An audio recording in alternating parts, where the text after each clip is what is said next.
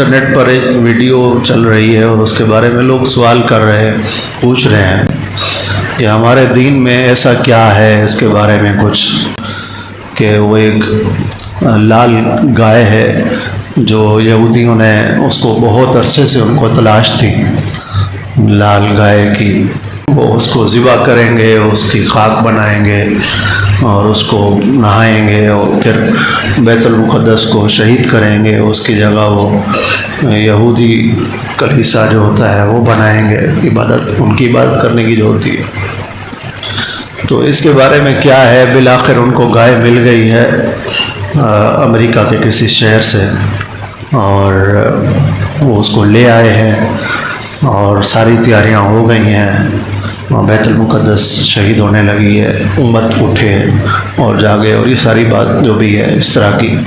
تو انٹرنیٹ پہ اس قسم کی ویڈیو اور اس طرح کے سوالات کچھ لوگوں نے کیے ہیں۔ میں نے کہا آپ کی بھی آگاہی ہو اور انٹرنیٹ پر بھی یہ ڈال دی جائے اور لوگوں کو اس کے متعلق آگاہی حاصل ہو۔ یاد رکھیے، میرے پیارے آقا صلی اللہ علیہ وآلہ وسلم نے اپنی امت کو ایسے ہی بے آسرا نہیں چھوڑا اور نہ ہی حضور علیہ الصلوۃ والسلام نے آنے والے کسی خطرے سے اپنی امت کو جاہل رکھا، ایسا نہیں ہے۔ پیارے آقا صلی اللہ علیہ وسلم نے قیامت تک کے آنے والی ایک ایک چیز کو حضور نے بیان فرمایا اور اس سے بچنے کا بھی حضور علیہ الصلوۃ والسلام نے اپنی امت کو تعلیم فرمایا کہ کس فتنے سے کیسے بچنا ہے، یہ بھی حضور علیہ الصلوۃ والسلام نے بتایا۔ ہر قسم کے فتنے جتنے بھی آئیں گے حضور نے سبھی کا ذکر کیا۔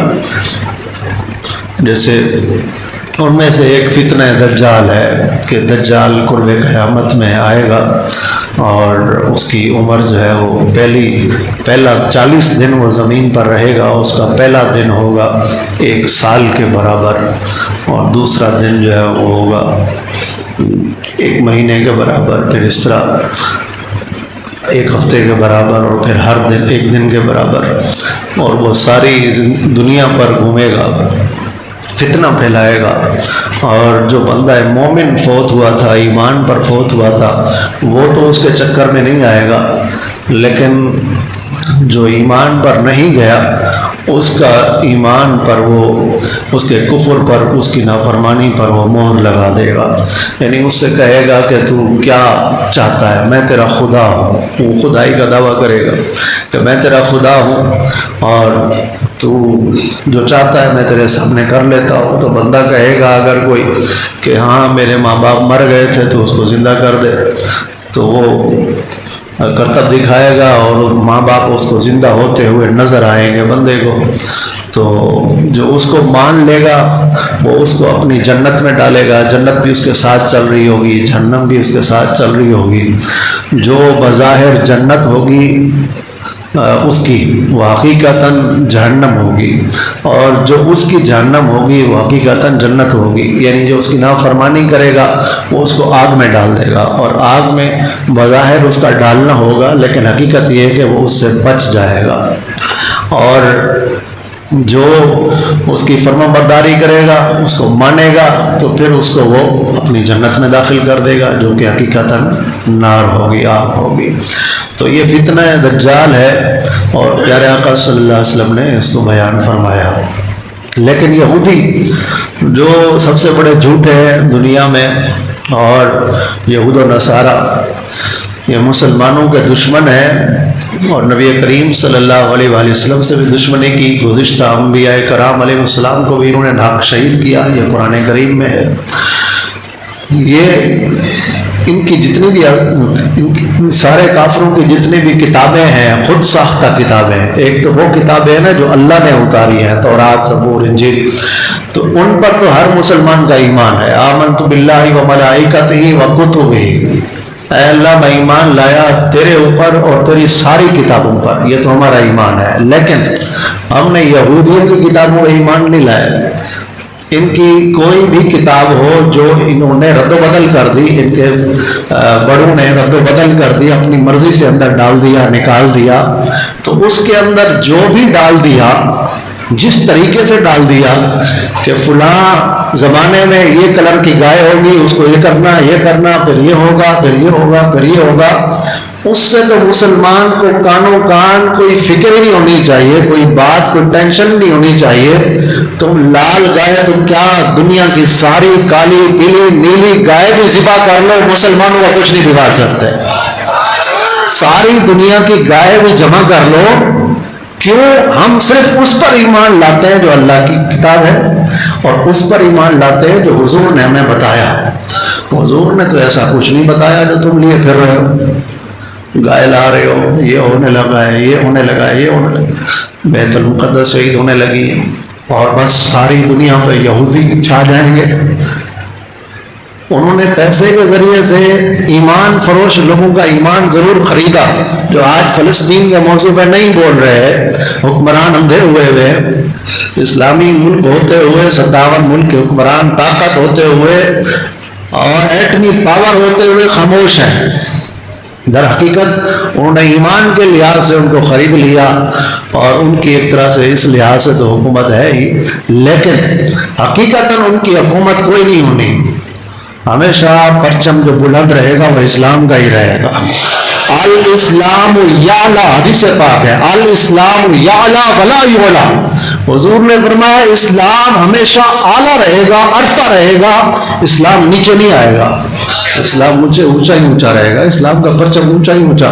آپ کیوں فکر کیے جا رہے ہیں؟ بس ساری دنیا پہ یہودی چھا جائیں گے، یہ ہو جائے گا، فلاں ہو جائے گا. یہودی تو ایسے ڈرتے ہیں مسلمان سے، ایسا ڈرتے ہیں خالی نام سن لیتے ہیں تو کانپنے لگ جاتے ہیں. ہاں ایسا ہی ہے. یہ کافر لوگ جب انہوں نے افغانستان پہ حملہ کیا اور نیٹو کے فوجی وہ مسلمان کو پکڑ کے باندھ کر کے لے جاتے تھے رسیوں سے، ہتھکڑیاں لگا کر، پھر بھی ڈر رہے ہوتے تھے. 5 فوجی ادھر ہیں کہ یار کہیں مار نہ دے. اس کو تم نے باندھا ہوا ہے پھر بھی ڈر رہے ہو. یہ تو ان کا ڈر ہے. فلسطینی اتنے بچے اور سامنے اسرائیلی بڑی گنیں فوجی لے کے، اس سے بھی ڈر رہے ہوتے. یہ کیا ہے؟ یہ ایمان کی طاقت ہے.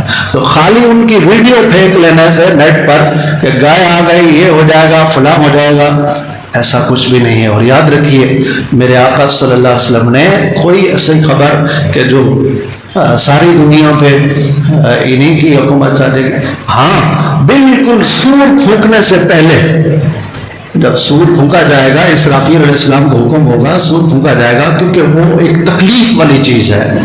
سور کی آواز جو پھیلے گی اور لوگوں کے کانوں کو پھاڑ دے گی اور لوگ زمین پر گر پڑیں گے، وہ جو سور پھونکا جائے گا اس وقت، کیونکہ وہ ایک عذاب ہوگا، اور اس عذاب میں مبتلا کرنے کے لیے اس وقت دنیا میں کافر ہوگا اور اس کو یہ عذاب دیا جائے گا، سور پھونکنے والا، اور وہ مر جائے گا. تو وہ سور پھونکنے کو تو ابھی بہت ٹائم ہے، ابھی سور پھونکنے میں بہت ٹائم ہے، اور بہت سی نشانیاں ہیں. عیسیٰ علیہ السلام آئیں گے. اچھا ایک اور بات بھی عرض کروں، وہ بھی اسی سے ریلیٹڈ ہے. وہ ایک اور طبقہ ہے، وہ کہتا ہے یا مہدی یا امام الوادی، اس طرح کی ایک نظم بنائی ہوئی ہے. امام مہدی کو یہودی دیوار ہے وہاں بیت المقدس میں، وہاں اپنے باپ کو بلا رہے ہیں. کس کو؟ اس کو کیا نام ہے، دجال کو. وہاں اپنے باپ دجال کو بلا رہے ہیں یہودی، اور دوسری ایک قوم ہے وہ امام مہدی کو بلا رہی ہے. حال یہ کہ دجال آئے گا ہی مرنے کے لیے. دنیا میں دجال آئے گا ہی مرنے کے لیے. وہ جو کرے گا سو کرے گا، اللہ اس کے فتنے سے میں بچائے. حضور نے فرمایا جو سورہ کہف کو پڑھا کرے اس کی ابتدائی 10 آیات، وہ فتنہ دجال سے محفوظ رہے گا.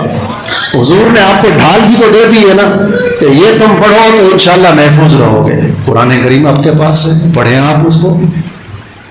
اور وہ جو دوسرے لوگ ہیں وہ کہتے ہیں یا مہدی. اچھا فتنہ دجال کیوں مرنے کے لیے آئے گا؟ اس لیے کہ جب وہ دنیا میں آئے گا فتنہ فساد برپا کرے گا تو اللہ تعالیٰ حضرت عیسیٰ علیہ السلام کو جو آسمان پر موجود ہیں ان کا نزول ہوگا، آسمان پر سے نیچے تشریف لائیں گے اور شام کی دمشق کی جامع مسجد کے مینارے پر تشریف لائیں گے اور وہاں سے آ کر کے فجر کی نماز پڑھائیں گے. یہ بھی حضور نے بتایا. اچھا جو ہمارے پیارے آقا صلی اللہ علیہ وسلم نے ایک ایک چیز بتائی ہے وہ پرموٹ نہیں کر رہے. وہ نہیں بتایا جا رہا، اپنی طرف سے گھڑ کے کچھ لوگ بنائے جا رہے ہیں اور ہمارے مسلمان پریشان ہوئے جا رہے ہیں۔ تو پیارے آقا صلی اللہ علیہ وسلم نے فرمایا کہ عیسیٰ علیہ السلام آئیں گے اور پھر وہ دجال کو ہلاک کریں گے۔ دجال اس کی عیسیٰ علیہ السلام کی خوشبو سے پگھلے گا۔ پتہ چلا اللہ کے نبی کی خوشبو بڑی دور دور تک جاتی ہے۔